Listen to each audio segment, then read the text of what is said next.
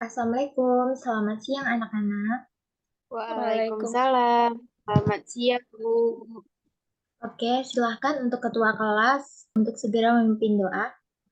Baik, sebelum kita memulai pelajaran pada siang hari ini, alangkah baiknya kita berdoa menurut kepercayaan kita masing-masing. Berdoa mulai, doa selesai. Wah, kelasnya rapi sekali ya.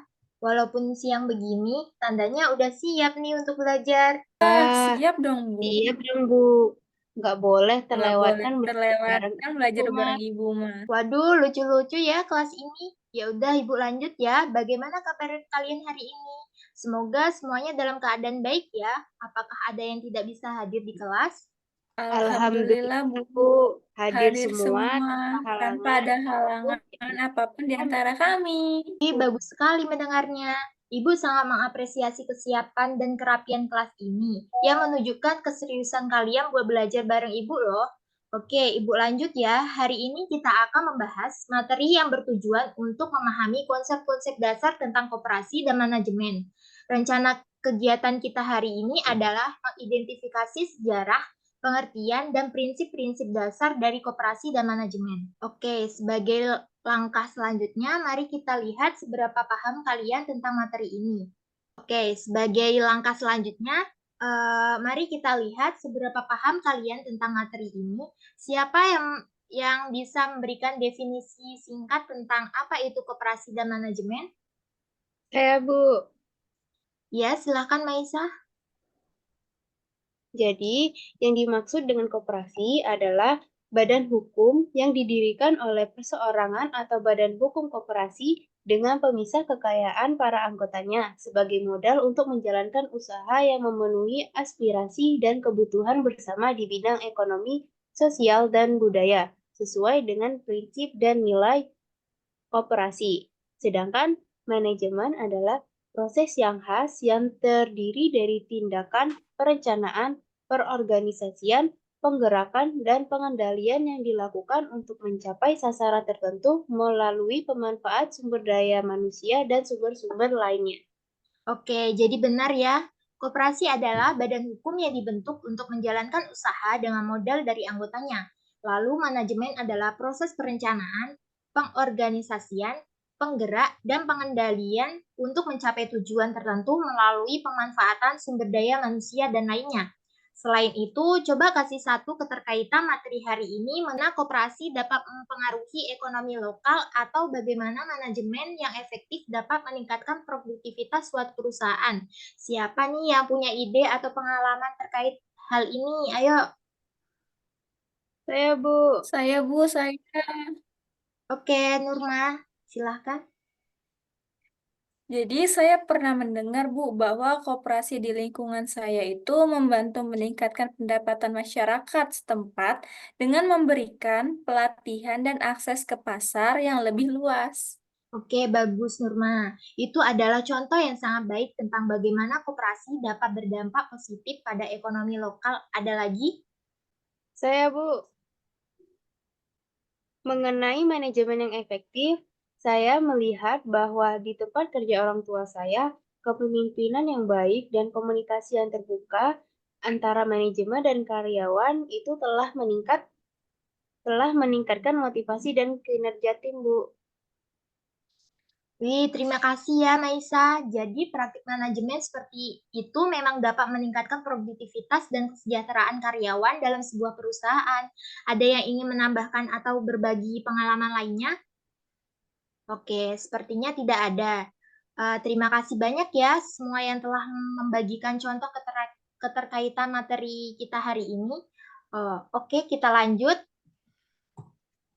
Ayo coba tebak gambar tersebut mengenai apa? Jadi di gambar tersebut itu mengenai tentang badan usaha koperasi perusahaan besar dan sukses, Bu. Benar, Nurma. Kira-kira apa sih faktor utama badan usaha koperasi tersebut besar dan sukses? Saya, Bu. Faktor utama kesuksesan badan usaha koperasi adalah keterlibatan aktif anggota, manajemen yang baik, dukungan masyarakat dan pemerintah, serta kualitas produk atau layanan yang baik. Izin menjawab lagi, Bu. Jadi bahan usaha koperasi dan manajemen itu sangat penting karena koperasi memungkinkan kerjasama antar anggota untuk mencapai tujuan bersama, seperti meningkatkan pendapatan. Sementara manajemen yang baik memastikan pengolahan sumber daya yang efektif dan operasional yang lancar, yang pada gilirannya menciptakan peluang ekonomi yang inklusif dan berkelanjutan bagi masyarakat. Wah, hebat sekali kalian atas jawabannya. Oke, Ibu lanjut ya. Kita belajar sambil bermain game. Mau nggak nih? Takutnya ada yang tidur di kelas kalau nggak seru belajarnya. Mau, Bu. Mau, Bu. Oke, kita akan bermain kosakata mengenai konsep materi terkait koperasi dan manajemen. Jadi, anak-anak Ibu di kelas ini harus mencari kosakata yang sudah disediakan Ibu. Kemudian, jika sudah menemukan, bisa dicoret dan langsung dijelaskan kepada teman-teman ya. Iya, Bu. Iya, Bu. Jadi, saya menemukan kosakata money. Jadi, money merupakan modal yang dapat digunakan untuk melakukan proses dalam mencapai tujuan tersebut dan merupakan unsur yang terpenting setelah manusia. Saya, Bu. Saya menemukan koperasi primer yang merupakan koperasi yang beranggotakan paling sedikit 20 orang. Jadi, saya menemukan modal pinjaman, Bu. Jadi, modal pinjaman adalah pinjaman dari anggota, koperasi lain, bank, dan Oke, terima kasih semua anak-anak Ibu yang sudah berani mengungkapkan pendapatnya di depan kelas ini mengenai konsep materi Badan Usaha Perekonomian, Koperasi dan Manajemen ya. Lanjut ya, kita presentasi tugas minggu lalu yang melakukan kunjungan atau wawancara di lingkungan sekitar untuk melihat ada badan usaha perekonomian apa saja yang berdiri. Ibu acak ya, dari 4 atau 5 ya kemarin kelompoknya untuk mempresentasikan terlebih dahulu. 4, Bu. Oke, Ibu mau kelompok 3 dipersilakan memaparkan hasil kunjungan kelompoknya terlebih dahulu ya. Baik, hasil observasi analisis kegiatan badan usaha di lingkungan sekitar dari kelompok 3.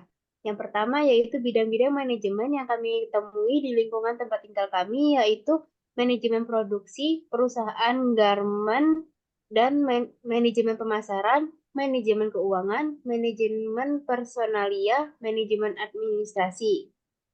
Nah, yang pertama manajemen produksi, garmen. Perencanaan produksi garmen itu adalah langkah awal perusahaan dalam meliputi perencanaan bentuk dan jumlah produksi, dan jumlah produk, lokasi produksi, proses produksi, tata letak fasilitas produksi, pelaksanaan produksi, standarisasi, normalisasi, spesialisasi, dan yang terakhir yaitu pengawasan produk garmen. Yang kedua yaitu manajemen pemasaran garmen. Dalam manajemen pemasaran itu dikenal dengan istilah marketing mix 4P, yaitu ketiga manajemen keuangan, sumber dana intern, yang keempat manajemen personalia. Yang pertama yaitu perencanaan pegawai garmen, penerimaan pegawai, pengembangan pegawai, penilaian pegawai, promosi, mutasi, dan pemberian pegawai, keharmonisan pegawai, dan kesejahteraan pegawai. Yang kelima yaitu manajemen administrasi, pencatatan data, pengolahan data, pelaporan data, dan pengasipan data. Fungsi manajemen yang diterapkan pada perusahaan tersebut yaitu ada planning, organizing, actuating, dan controlling. Baik, terima kasih semuanya ya. Alhamdulillah semua kelompok sudah mempresentasikan tugas-tugasnya. Apakah dari kalian semua telah memahami konsep koperasi dan manajemen yang telah kita pelajari hari ini? Oke, sebelum Ibu tutup, jangan lupa dikerjakan ya. Dan ingat, terus belajar dan memperdalam pemahaman kalian di rumah. Karena sukses bukanlah kebetulan. Ia terbentuk dari kerja keras, ketekunan, pembelajaran, pengorbanan, dan yang paling penting, cinta akan hal yang sedang atau ingin kamu lakukan. Selamat belajar dan semoga sukses dalam tugas-tugas kalian. Sampai jumpa di pertemuan berikutnya ya. amin ya Allah. Terima Amin. kasih, Bu. Terima kasih, Bu. Sama-sama anak-anak. Sampai jumpa.